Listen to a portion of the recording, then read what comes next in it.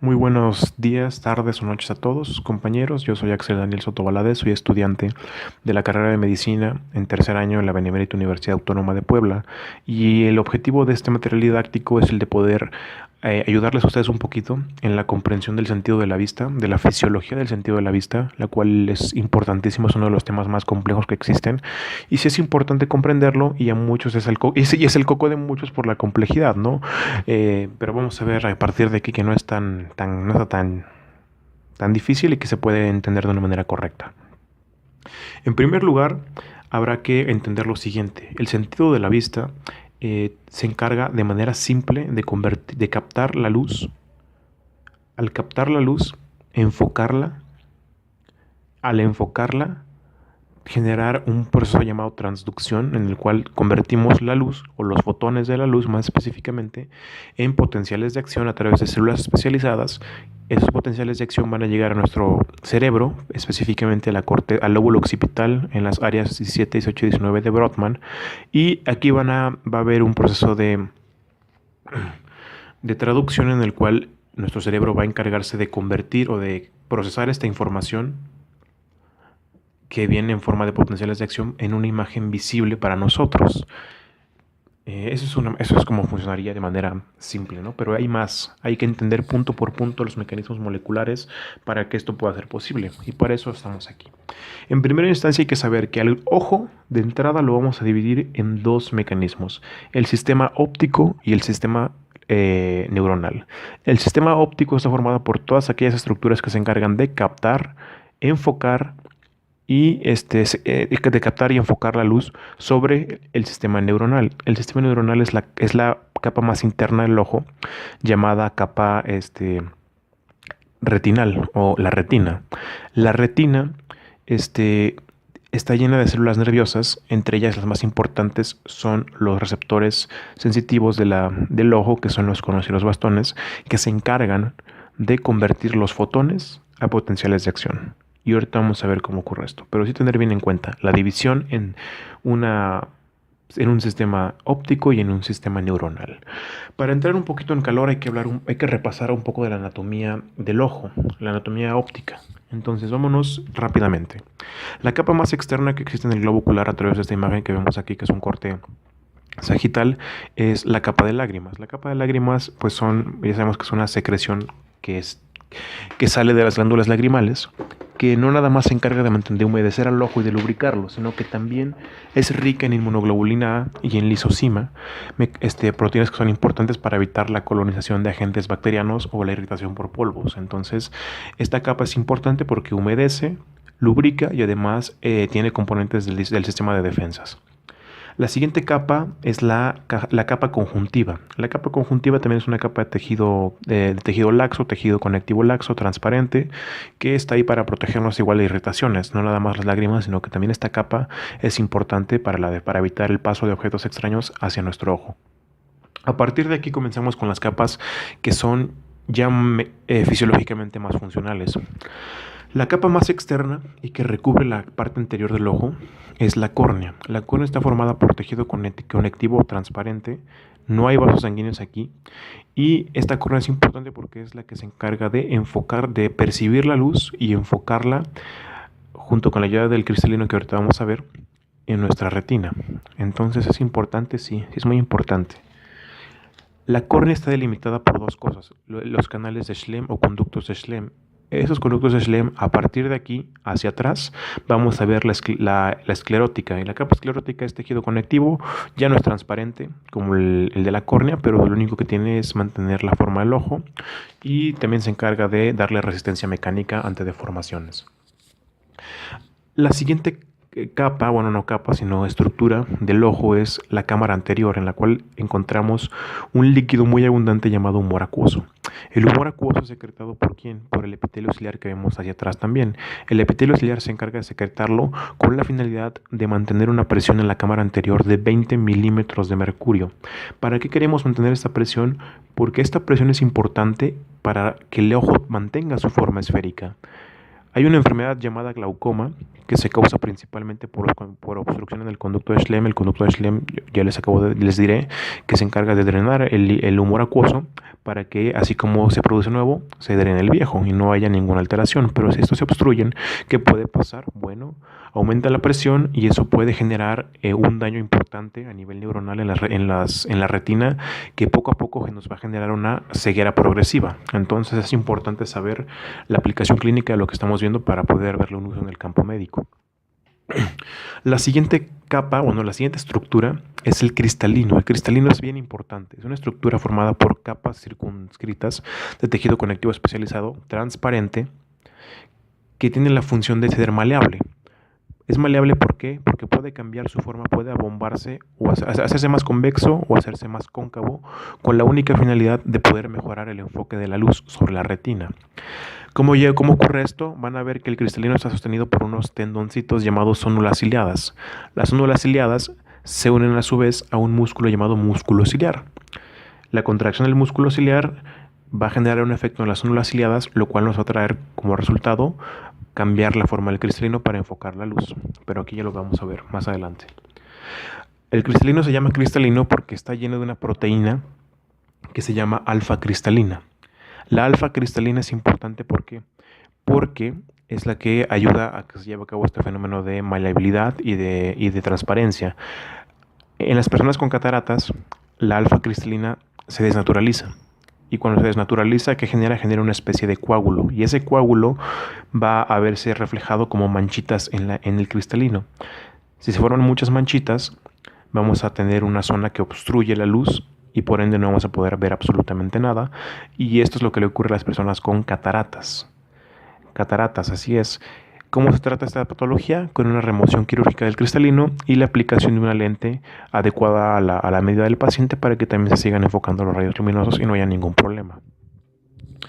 La siguiente capa que tenemos es la cámara vítrea, en la cual tenemos abundante humor vítreo que también se encarga de mantener la forma esférica del ojo.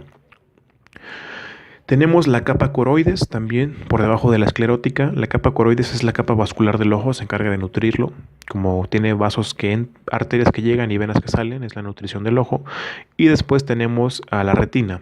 La retina vamos a ver más adelante su anatomía funcional, pero está formada por 5 tipos de células. Después tendremos la fóvea y la mácula. La mácula es una zona donde encontramos la fóvea. La fóvea es el punto central del ojo, en el cual vamos a ver que ahí va a ser el punto donde vamos a tener mejor agudeza visual. Y después, para terminar, está el disco óptico. El disco óptico también se le llama el punto ciego del ojo. ¿Por qué se le llama el punto ciego del ojo? Porque aquí es por donde sale el segundo par craneal, por donde llegan las arterias y salen las venas oftálmicas. Por lo tanto, aquí no hay presencia de conos ni de bastones que puedan traducir la luz en potenciales de acción. Por ende, este punto también se le llama, como les digo, el punto ciego del ojo. Comenzaremos hablando primero del sistema óptico del ojo para posteriormente adentrarnos en el sistema neuronal. ¿Qué ocurre aquí con el sistema óptico del ojo? Bueno, tenemos en primera instancia a la córnea. La luz va a pasar a través de la córnea. Va a sufrir un proceso llamado refracción. Con refracción me refiero a que los rayos de luz van a cambiar su dirección hacia otro lado. El punto de esto es que los rayos de luz, en lugar de cambien, no nada más cambien de dirección, sino que cambien de dirección a favor de nuestra retina para que las imágenes puedan ser visualizadas. Entonces, esto es meternos en problemas de física, pero vamos a resumirlo de una manera adecuada. El poder de enfoque se va a medir en algo llamado dioptrías, una medida llamada dioptrías. El cristalino tiene un poder de 20 dioptrías, mientras que la córnea tiene un poder de 48 dioptrías. Por lo tanto, la principal estructura que se encargaría de enfocar los rayos de luz sería la córnea. Entonces vamos a ver que el índice de refracción, como dijimos, es la velocidad, una medida que se encarga de medir la velocidad con la que la luz atraviesa estructuras con una densidad mayor que la del aire. En este caso, pues, la densidad es la de la córnea, la de la cámara anterior, la del cristalino. Pero el punto importante aquí, pues, es entender que realmente es la córnea la que se encarga de enfocar los rayos de luz, a diferencia de lo que es el cristalino. Para mejorar la capacidad de enfoque de una persona, es, como les digo, necesario que se lleve a cabo un fenómeno llamado fenómeno de la acomodación, que esta vez sí recae sobre el cristalino. Los rayos de luz, de manera ya de ley, cuando pasan por una estructura cóncava, lo que van a hacer va a ser converger en un mismo punto. Cuando pasan por una estructura convexa, divergen, salen dispersos. Esa es la característica. Entonces, para que la luz pueda enfocarse de manera correcta en nuestra retina, el cristalino tiene que cambiar su forma para facilitar ese trabajo. Entonces, ¿qué es lo que ocurre aquí o qué es lo que procede? El cristalino, como les mencioné, está sostenido por por las células ciliadas y por, los músculos ciliares. Cuando hay una contracción del músculo ciliar, lo que ocurre aquí va a ser que al contraerse, ok, entonces, para que el cristalino cambie de forma debido a que está sostenido por las células ciliadas que se conectan al músculo ciliado. Para que cambie de forma, en primer lugar, si el músculo ciliado se contrae hacia adelante, por lo tanto libera tensión en las células ciliadas. Si las células ciliadas pierden tensión, el cristalino puede abombarse más, se hace más convexo. Al volverse más convexo, la capacidad de enfoque o el poder de enfoque aumenta hasta 14 dioptrías. Caso contrario, si el músculo ciliado se relaja, aumenta la tensión en las células ciliadas, de tal manera que si hay más tensión ahí, jalan al cristalino para que se vuelva más plano. Entonces, si está más plano, enfoca menos la luz. Si está más convexo, sí puede enfocar de mejor manera la luz. Entonces, que aquí quede claro este concepto. De tal manera que cuando el cristalino se acomoda, el poder de aumento de nuestros ojos y nuestra capacidad de enfoque también se ve aumentado hasta 14 dioptrías, como les he dicho. Esto es un proceso que tiene una pérdida progresiva con el paso de los años, y es que el punto cercano es el punto más...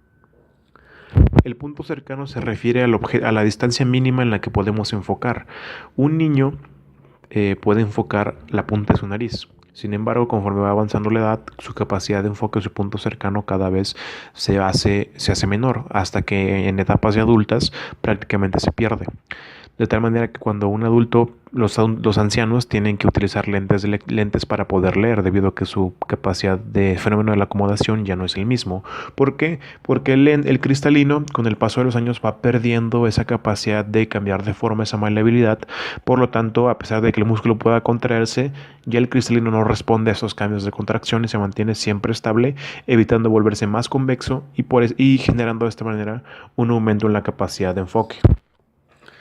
A esta pérdida natural del fenómeno de la acomodación la conocemos como presbicia, y como les dije, es un fenómeno completamente normal, no tiene ninguna anomalía. Hay personas que no la desarrollan con tanta velocidad como otras, pero por lo general ya a los 70 o 50 años ya todas las personas ocupan de lentes para poder ver de cerca, para poder leer. Vientos. Visto esto, vámonos directamente ya comprendiendo cómo se lleva a cabo la acomodación de la luz hacia la retina. Lo importante o lo que viene después es comprender algunas de las anomalías más comunes que hay en el ojo. El globo ocular tiene un diámetro determinado. Si hay anomalías en este diámetro, va a haber anomalías también visuales. Algunas de las más comunes es la miopía y la hipermetropía. La miopía se produce cuando el globo ocular tiene un diámetro anteroposterior más grande que el transverso, de tal manera que los rayos de luz se enfocan, pero se enfocan por delante de la retina. Por lo tanto, las personas no van a poder ver de lejos. Sin embargo, por el caso contrario, si hay hipermetropía, el globo ocular tiene un diámetro anteroposterior más pequeño que el transverso y la luz se enfoca por detrás de la retina, de tal manera que las personas no van a poder ver de cerca.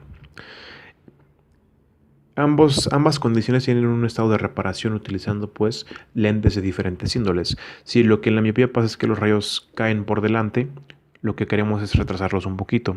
¿Qué lente vamos a utilizar en este caso? Una lente que los diverja en primera instancia, como una lente bicóncava. En cambio, en la hipermetropía en la cual caen por detrás y queremos enfocarlos antes de tiempo, utilizamos una lente convexa que se encargue de hacer que se enfoquen los rayos un poquito antes y de esta manera que caigan en la retina y podamos verlos de una manera adecuada. Otra anomalía también importante es el astigmatismo. El astigmatismo ya no es como tal una anomalía en el diámetro del ojo, sino en la córnea. Recuerden que la córnea es la que se encarga de dar la mayor capacidad, el mayor poder de enfoque de todo nuestro sistema óptico. Pero con la córnea, ¿qué le ocurre? Puede que tenga alguna malformación, alguna gibosidad, puede que tenga ahí alguna cavidad que evite o que le quite esa forma convexa que tiene, y por ende su capacidad de enfoque ya no va a ser la misma, y esto se tiene una resolución quirúrgica por lo general. Bien, entonces ya vimos cómo ocurre todo el proceso de acomodar la luz o de enfocar la luz sobre la retina. Vimos cómo influye la contracción de la capa muscular de este, del ojo. Conocemos ahora bien que el iris tiene la capacidad de contraerse para dilatar la pupila, que se llama midriasis, o de contraerse para disminuir su diámetro, de tal manera que se genera el fenómeno de miosis. Esto depende de la estimulación que tenga y favorece la cantidad de luz que puede atravesar nuestro globo ocular. La córnea enfoca, el cristalino tiene también capacidad de enfoque, sobre todo por el efecto de la acomodación, y pues eso es lo más esencial que tienen que saber con respecto al sentido de la vista. Ahora vámonos con la capa neuronal. La capa neuronal está formada por 5 tipos de células, que es la retina, ¿no? La retina formada por 5 tipos de células. La capa más interna, y que es la capa más superficial de la retina, está formada por células llamadas células ganglionares, las cuales su única función es la de transmitir los potenciales de acción hacia... Se encargan de transmitir, o sea, los axones de las células ganglionares son los que forman el nervio óptico. Por lo tanto, transmiten los potenciales de acción hacia nuestro lóbulo occipital en las áreas visuales para que pueda ser interpretado, pueda ser integrada esa información y posteriormente la podamos captar como si fueran las imágenes que podemos ver. Ahora, la capa que le sigue es la capa de células, horizontales. Perdón, de células amácrinas. Las células amácrinas se encargan simplemente de liberar dendritas que interconecten a las células ganglionares con las células horizontales y entre sí también. La siguiente capa son las células bipolares, que se encargan de transmitir los potenciales de acción desde los conos y los bastones hacia las células ganglionares para que éstas posteriormente puedan transferirlo hacia, como habíamos dicho, el tálamo, y del tálamo van a pasar a la corteza occipital en las áreas de Brodmann 17, 18 y 19, que es en donde se lleva a cabo la integración de la información. Las células horizontales que hay entre las células bipolares y las células fotorreceptoras, que son los conos y los bastones, se encargan únicamente de generar dendritas para transmitir información entre una y otra.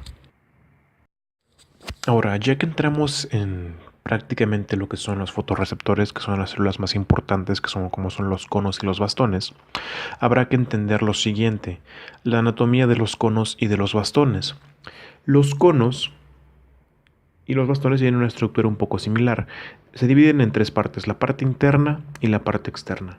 La parte interna está formada únicamente por el core, con su núcleo y con un lugar abundante en mitocondrias que se utiliza para generar la energía necesaria para poder sintetizar los fotopigmentos y para poder llevar a cabo todo el proceso de transducción que aquí ocurre.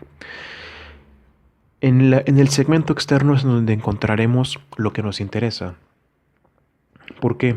Porque es en el segmento externo en el cual encontraremos estructuras llamadas discos membranosos, los cuales son discos formados por una bicapa de lípidos semejante a la que hay en cualquier célula del cuerpo, pero aquí vamos a encontrar la presencia del fotopigmento. El fotopigmento es esencial, y el fotopigmento por excelencia de los bastones se llama rodopsina. La rodopsina está formada por 2 cosas: una molécula de una proteína transmembrana de 7 segmentos llamada opsina y una molécula llamada retinal.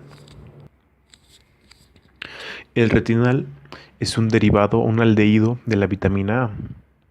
Un aldehído que más adelante vamos a ver la importancia que tiene para que se lleve a cabo el proceso de transducción, es decir, cómo los fotorreceptores captan los fotones y los convierten en potenciales de acción. Ahora, antes de entrar directamente en la fisiología, hay que hablar un poquito de más o menos la naturaleza de un cono y de un bastón. Tanto los conos como los bastones tienen dos tipos de canales: canales de potasio y canales de sodio. Ambos canales están constantemente abiertos y esto hace que se mantenga un potencial de membrana de un cono o de un bastón, mantienen un potencial de acción de menos 40 milivoltios. Vamos a ver que los canales, como les digo, están constantemente abiertos. Sin embargo, de aquí los canales de sodio, vamos a ver que se regulan por la luz, mientras que los canales de potasio no lo hacen. De tal manera que nosotros conocemos, o por lo general, siempre hemos sabido que para que ocurra un potencial de acción hay que despolarizar a la membrana. Sin embargo, en este caso, para que se genere un potencial de acción no ocupamos despolarizarla, hay que hiperpolarizarla.